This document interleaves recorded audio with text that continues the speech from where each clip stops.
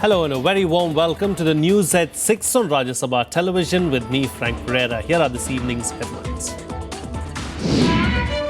President Pranab Mukherjee reaches Amman on a 6-day visit to West Asia. He is expected to urge Israel and Palestine to resume dialogue after fresh clashes erupt in Gaza.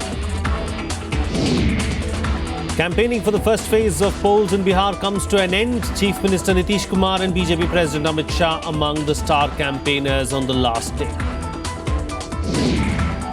Malayalam novelist Sarah Joseph joins a long list of writers to give up Sahitya Akademi Award in protest against incidents of intolerance. Authors' body backs token protests by the writers. And Sushil Koirala steps down to enter the fray in Nepal elections in a bid to return to power as the country gets ready for a Sunday election amid protests over the new constitution.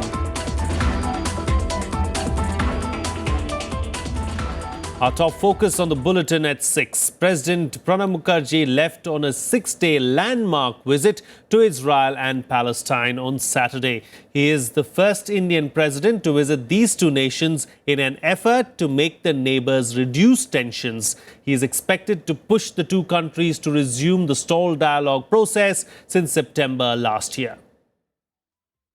President Pranab Mukherjee was given a ceremonial send-off on Saturday as he began his 6-day visit to Jordan, Israel and Palestine. The president will urge Israel and Palestine to resume talks after the conflict claimed over hundreds of lives last year. Combating terror will also be one of the key issues he's expected to take up with the leadership of all three countries. Before leaving for the visit, the president referred to the growing influence of the Islamic State in the Middle East as a major concern for the South Asian countries too. He said a segmented approach to tackle the crisis has failed. During his visit to Palestine, the president will hold meetings and interactions with Palestinian President Mahmoud Abbas, Prime Minister Rami Hamdallah, and leaders of major political parties. The highlight of the president's visit to Israel will be his address to its parliament Knesset, which is a rare honor for any visiting leader. He will also hold talks with Israeli President Reuven Rivlin and Prime Minister Benjamin Netanyahu. MOUs in the fields of culture, education, science and technology will be signed during the president's visit to Israel. Bureau Report, Rajya Sabha TV. Well, fresh violence between Palestinians and Israelis has seen 6 Palestinians shot dead in Gaza. Tension between Israel and Palestine has recently soared amid an increase of attacks and confrontations between Palestinians and troops. Israeli and Palestinian authorities struggle to contain the worst spell of civil unrest in the region for several years. Hundreds of Palestinians massed near Gaza border demonstrating against the spate of stabbings and violent clashes in Jerusalem. During this rally, Israeli forces opened fire on the gathering, claiming protesters began violence, throwing rocks and rolling burning tires towards Israeli troops. The firing claimed 6 lives and wounded at least 14 others. فكانوا قوات الاحتلال متمركزين بعيد عنا واحنا تقدمنا عليهم بنرمي الحجار.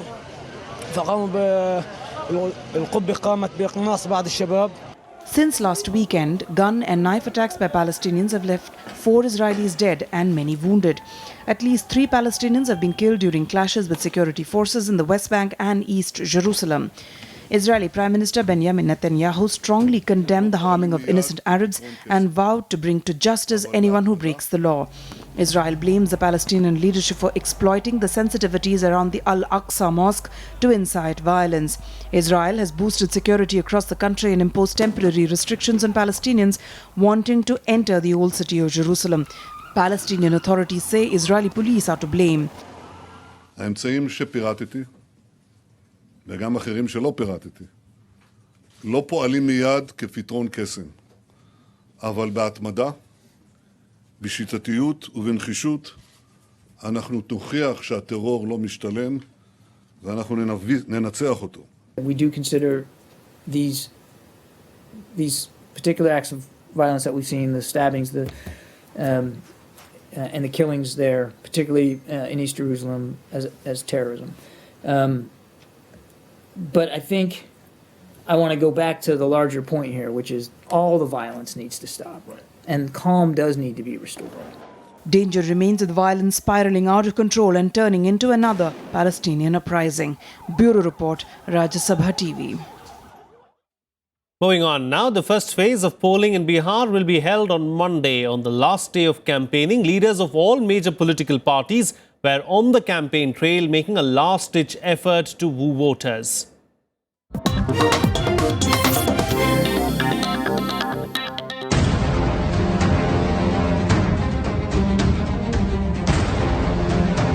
Campaigning for the first phase of polling in Bihar ended on Saturday as the Model Code of Conduct came into force post 5 p.m. But leaders of all major political parties made good use of the last few hours of campaigning to woo voters.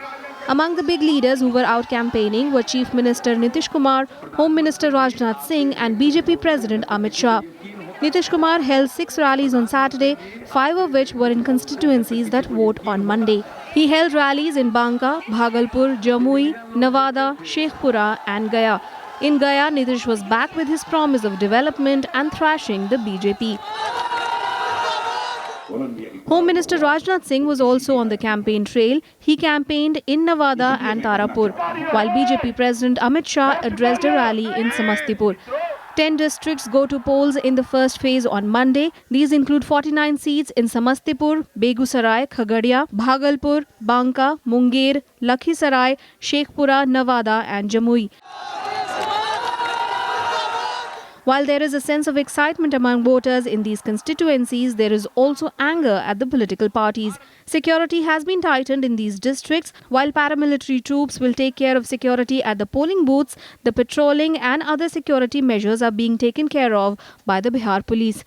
Bureau Report, Rajya Sabha TV. Well, joining me for a chat right now is our correspondent Vishal Dahiya. Vishal, the political parties have now done all their work. It's now left up to the voter to go out and vote on Monday in the first phase of polling. Well, yes, you're right, Frank. The political parties have done their bit. We've seen a very high-pitched campaign in the last few days specifically, wherein allegations and counter-allegations were made by the top leaders of both sides, both alliances, be it the NDA alliance, which is being led by the Prime Minister himself, and the Mahagathbandhan, the Grand Alliance of JDU, RJD and Congress combined. We saw very sharp verbal exchanges specifically between Lalu Prasad Yadav, the RJD chief, and Prime Minister Narendra Modi as well on several issues. Now, it'll be the voters' turn to go ahead and show as to what exactly are the issues and what exactly are the statements which have influenced them. Though we will have to wait and watch till 8th of November when the counting will take place, but then the first phase of polling, which is going to take place on 12th, would rather sort of signify the beginning of beginning of the election battle in real terms in the state of Bihar, and the fate of several candidates will be sealed in the EVMs on 12th. Then there will be second phase, third phase, and so on and so forth. The voters of Bihar will respectively cast their votes to choose their respective representatives in the Bihar Assembly in 5 phases. Now, very interesting in this phase to watch out would be in terms of the political fight which has been going on, would be whether or not the JDU, RJD and the Congress combined, which is now there in the form of Grand Alliance, will be able to sort of retain their hold on the majority of seats which they won. And interestingly, all these 3 parties were fighting independently of each other in the previous election. So this time around, they've joined hands. So whether or not that joining of hands together, that joining of forces together will help these parties is something which will be really interesting to see. Apart from that, BJP has new alliance partners this time around. If you look at the previous assembly polls, this time they have the LJP, RLSP and HAM, that's the Hindustani Awam Morcha, which is being led by Jitan Ram Manjhi, the ex-chief minister and a former JDU leader. So it'll be also interesting to see whether or not BJP stands to gain with these new partners in its fold. And the pace which is going to be set from 12th onwards, that's the first phase of polling onwards, will more or less be carried till the 5th phase of the voting, which will take place on 5th of November. So it's going to be a very interesting fight, and this is something which has been apparent in the kind of verbal exchanges which we have seen in the last few days. Indeed, so it is going to be an interesting contest on the cards. Vishal, thank you so much for joining us there with those details and bringing us up to speed with the latest as far as what's happening in Bihar is concerned. Now, yet another writer has decided to give up the prestigious Sahitya Academy Award in protest against growing number of incidents of intolerance. Author Sarah Joseph's name is the latest addition in the list of winners to give up the award in the last few days. Another noted poet from Kerala, K. Sachitanandan, joined her by resigning from his post in the Sahitya Academy committees. Noted Malayalam novelist Sarah Joseph has decided to return her Kendra Sahitya Akademi Award on Saturday. She said her decision is in protest against the growing fear and lack of freedom under the present government. She has not only condemned the Dadri incident but also the murder of rationalist M.M. Kalburgi and cancellation of Pakistan singer Ghulam Ali's concert in Mumbai and Pune. ഇന്ത്യയിൽ ഇപ്പോൾ വളർന്നുകൊണ്ടിരിക്കുന്ന ഭയജനകമായ അന്തരീക്ഷമുണ്ട്. അത് എഴുത്തുകാർക്ക് നേരെയും സാംസ്കാരിക പ്രവർത്തകർക്ക് നേരെയും Indian ജനതയ്ക്ക് നേരെയും തന്നെയുള്ള വലിയ ഭീഷണിയായിട്ട് മാറിക്കൊണ്ടിരിക്കുകയാണ്. അത്തരമൊരു അന്തരീക്ഷം ഇന്ത്യയുടെ പ്ലൂരാലിറ്റിയും അതുപോലെ തന്നെ ഇന്ത്യയുടെ ഡെമോക്രസിയും തകർക്കുമെന്ന് ഞാൻ ഭയപ്പെടുന്നു. With this decision, she joins other writers including Narendra Sehgal and Ashok Vajpayee, former chairperson of the Lalit Kala Academy, who returned their Sahitya Academy Awards. The latest joinee in the list is fellow Malayali poet K. Sachitanandan, who stepped down from his post at the Sahitya Academy committees. He had earlier asked the Academy to pass a resolution against the killing of Kalburgi. On Friday, award-winning novelist Shashi Deshpande had also resigned from the Sahitya Academy's governing council, alleging that silence was a form of abetment. Deshpande said the Sahitya Academy should speak for all the writers. I would have liked them to make some kind of a statement condemning the kind of death that he had to meet, condemning this kind of threatening of a writer's freedom of speech. I think that if a big institution like that does not speak of the freedom of speech of writers, how can any individual writers speak? The Sahitya Academy has also come out condemning the incidents and backed those who gave up the awards. ये दुखद तो है, ऐसे आदरणीय लेखकों का पुरस्कार वापस करना कम से कम साहित्य अकादमी के लिए तो बहुत दुखद है. Despite strong words from the Prime Minister and his cabinet on such incidents, the literary fraternity continues to lodge protest against growing incidents of intolerance. The opposition sees this as an embarrassment to the government. Bureau Report, Rajya Sabha TV.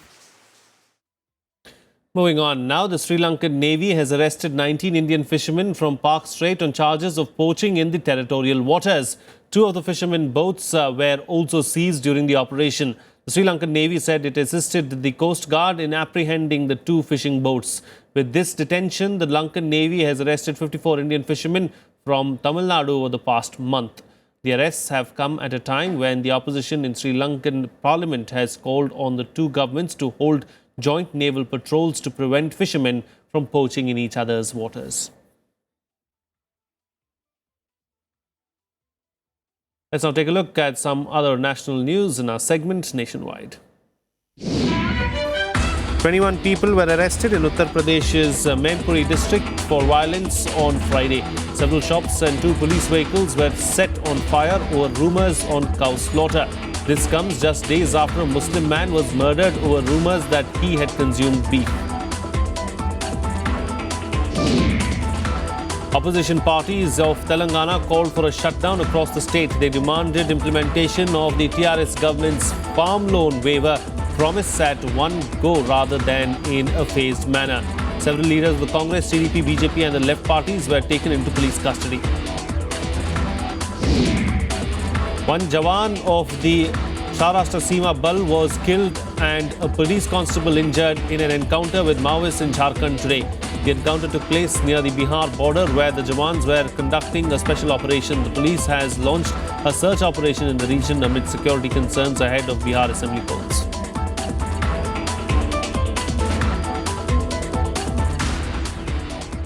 Well, it's time for a short break now, but coming up on the other side, US and Russia are to resume talks on air safety in Syria after Moscow's alleged violation of Turkish airspace and its missiles hitting Iran. Stay tuned, we'll be right back.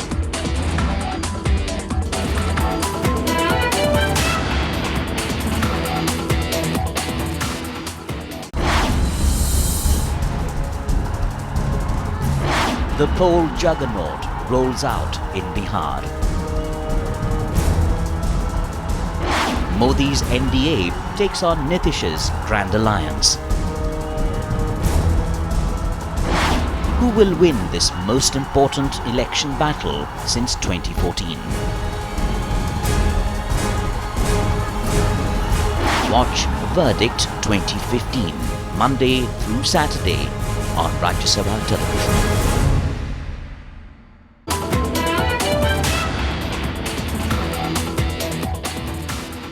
Welcome back. You're watching the news at 6. The International Monetary Fund has asked India to launch the next phase of reforms to ensure a faster economic growth. The recommendation by the IMF comes after it revised India's growth rate to 7.3% for the rest of the year. In its Asia and Pacific Regional Economic Outlook update released in Peru, the IMF said that the growth recovery has continued in India, supported by a pickup in the domestic demand on the back of strengthening industrial production and fixed investment. Lower global oil prices have also contributed to the economy, improving the fiscal status and a sharp decline in inflation. Moving on now, the US and Russia are to resume talks on air safety in Syria amid concerns that there could be an accidental clash. The arch rivals continue to pursue separate ends, the US supporting the rebels and Russia siding firmly with President Assad's troops. Both are targeting Islamic State fighters who are said to have closed in on the Syrian city of Aleppo. Here's more. Amid stepped-up Russian airstrikes in Syria, a call for air safety talks and greater coordination against the Islamic State. Reports suggest the meet could be held over the weekend. On the ground, tensions soar as both pursue separate bombing campaigns. Concerns of an accidental clash are on the up. Talks will focus on how much separation should be there between US and Russian aircraft and which language and radio frequencies should the crews use for communications. Our military efforts are directed against ISIL. Politically, the Secretary continues to pursue a political solution to a transition to a government away from Assad. But militarily, it's against ISIL. Despite the bombings, reports speak of key gains for the Islamic State. They have seized villages close to the city of Aleppo from rival insurgents. An Iranian Revolutionary Guards general, a key advisor for Syrian rebels against the IS, was also killed. The US has abandoned training the rebels. They will now provide arms and equipment directly to leaders on the battlefield. What you're seeing now is a focus more on the equipping aspect of that formula than the training aspect. But I think they also made clear that nobody's abandoning forever the idea of training. It's just that there's going to be a pause here while a focus is more aptly put on the equipping aspect. To the west, the Syrian military, backed by Russia, Iran and allied militias, launched a major attack to recapture land lost to non-IS rebels. The area is considered vital to Assad's survival. There is also the Turkey question. A NATO member has claimed Russia violated its airspace several times this week. Airstrikes and a continuing influx of Syrian migrants into Turkey continues to raise concern. Bureau Report, Rajya Sabha TV. Some more international news now. Nepal is spiraling deeper into crisis with each passing day. Prime Minister Sushil Koirala resigned today. A new premier will be elected by the parliament on Sunday. Koirala will serve as acting prime minister till a new government is formed. But the resignation is just a formality given the fact that Koirala is in the race to become the prime minister again. He filed his nomination from the Nepali Congress party soon after resigning. Giving Koirala a tough fight is CPN-UML chairman KP Sharma Oli. Oli seems to be the front-runner to become the prime minister with a majority, with more than a dozen parties supporting him.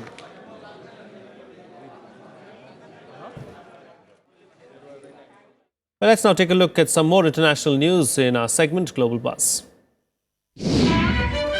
At least 30 people have been killed in twin explosions in Turkey's capital Ankara today. The blast also left over 120 people injured. The explosions took place when thousands of people gathered for a peace rally outside the main railway station of Ankara. The government has described it as a terrorist attack and also looking into whether it was carried out by a suicide bomber. The UN Security Council has adopted a resolution aimed to stop human trafficking and smuggling of refugees off Libyan coast. The resolution authorizes the European Union to inspect vessels that are suspected of being used for smuggling or human trafficking. North Korea marked the 70th anniversary of its ruling Workers' Party with a mega military march. North Korea's Supreme Leader Kim Jong-un presided over the ceremony. The celebrations featured thousands of soldiers carrying the Red Party flag or banners. During his speech, Kim said that North Korea was ready to defend itself in any war started by the US. 2 people have died in 2 separate university shootings in Texas and Arizona on Friday. The attacks came as President Barack Obama visited the families of victims of the Oregon college shooting last week. He said the country needed to push for a stricter gun law to prevent such incidents. Well, moving on to some sports news now. India will lock horns with South Africa in the first match of the 5-match series tomorrow in Kanpur. Having lost the T20 series 2-0, India will be eyeing a positive start. South Africa, on the other hand, is keen to keep the T20 momentum in the ODI series too. Here's the match preview. After losing the T20 series 2-0, there is now an added pressure on skipper Mahendra Singh Dhoni. He will lead India against South Africa in the 5-match one-day series that begins on Sunday in Kanpur. It's very difficult just to look for solutions. You also have to look at the series because you want the series. So we'll always try to feature the best 11, depending on the condition, that's more suitable for us to win the game. So we'll proceed that way. With Umesh Yadav back in the squad, batting all-rounder Gurkirat Singh Mann has to wait for his debut. Rohit Sharma and Shikhar Dhawan are likely to open, while Ajinkya Rahane could join the middle order again, replacing Ambati Rayudu. Gurkirat is there. Right now he won't get a chance. Straight off in the first game he won't get a chance. But these are the ones who can contribute with 2, 3 overs, and we have seen that can really have a big impact in the game. So it's good to have him in the side, but he'll have to wait for his opportunity. The visitors will bring in Morne Morkel and Dale Steyn, who were rested for the T20s. South Africa's skipper A.B. de Villiers admitted that it would be challenging to maintain the momentum against India after winning the T20 series comprehensively. It's a great start to what promises to be a very challenging series for us, a challenging tour for us. So 2-0 in the T20 series, I don't think a lot of people expected that. We'd love to do a similar kind of thing in the ODIs. We know it's not going to be easy. 5 ODIs in India, lots of travelling, lots of different wickets, different grounds. It's going to be challenging, but we've got very important momentum on our side, and we're hoping to take that into tomorrow.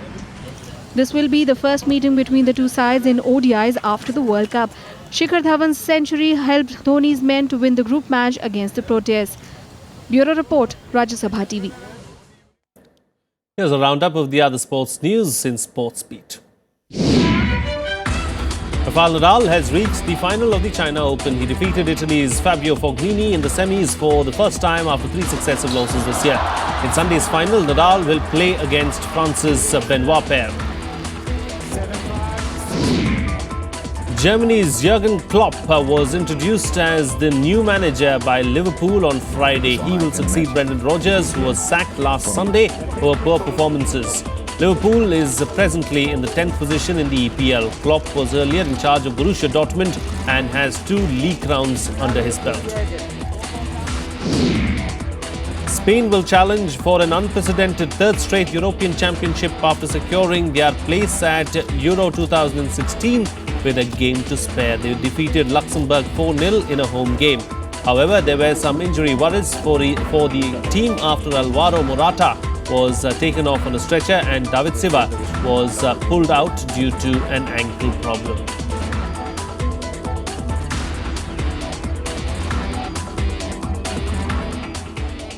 Well, that's it on the news at 6. Thank you so much for watching. Have a good evening.